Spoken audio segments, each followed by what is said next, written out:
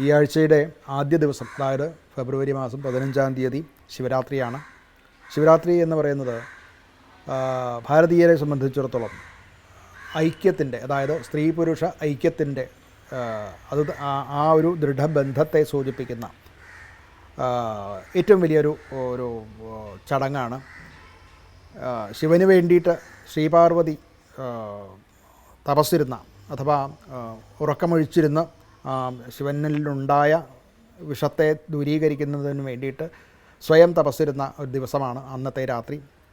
അതിനെ പുരസ്കരിച്ച് ഇന്നും നമ്മുടെ ഭാരതത്തിലൊട്ടാകെ എല്ലാ ഭാഷാ സംസ്ഥാനങ്ങളിലും എല്ലായിടത്തും നമ്മുടെ സ്ത്രീകൾ രാത്രിയിൽ ഉറക്കമൊഴിക്കുകയും തിരുവാതിര കളിക്കുകയും ഒക്കെ ചെയ്ത് ശിവഭജനം ചെയ്തുകൊണ്ട് ഇരിക്കുന്നതായിട്ട് നമുക്ക് ഇന്നും കാണാവുന്നതാണ്. അതിന് വളരെ പ്രസക്തിയുണ്ട്.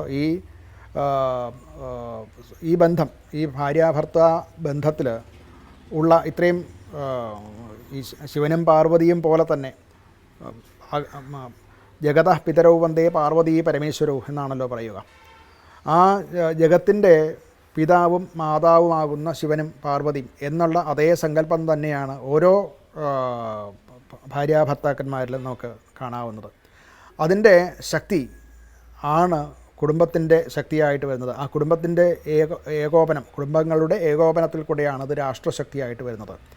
ഈ ഉദാത്തമായിട്ടുള്ള സങ്കല്പവും അതിലുള്ള തീവ്രമായിട്ടുള്ള വിശ്വാസവും മുഖാന്തരമാണ് നമ്മുടെ രാഷ്ട്രം, നമ്മുടെ ഭാരതം ഇന്നും അതിശക്തമായിട്ട് ഇത്രയേറെ നൂറ്റാണ്ടുകളോ സഹസ്രാബ്ദങ്ങളോ കഴിഞ്ഞിട്ടും ഈ പറയുന്ന മറ്റ് പല സംസ്കാരങ്ങളും നശിച്ചിട്ടും ഈ സംസ്കാരം ഇന്നും നിലനിൽക്കുന്നതിൻ്റെ പിറകിലുള്ള ഒരു പരമരഹസ്യം തന്നെയാണ് ഈ ശിവരാത്രി ആഘോഷം. എല്ലാവരും ശിവരാത്രി വേണ്ടതും വണ്ണം നോമ്പ് നോറ്റ് ആചരിക്കുകയും ശിവക്ഷേത്ര ദർശനവും ഒക്കെ നടത്തി ധന്യരാകട്ടെ എന്ന് പ്രാർത്ഥിക്കുന്നു. നമസ്കാരം.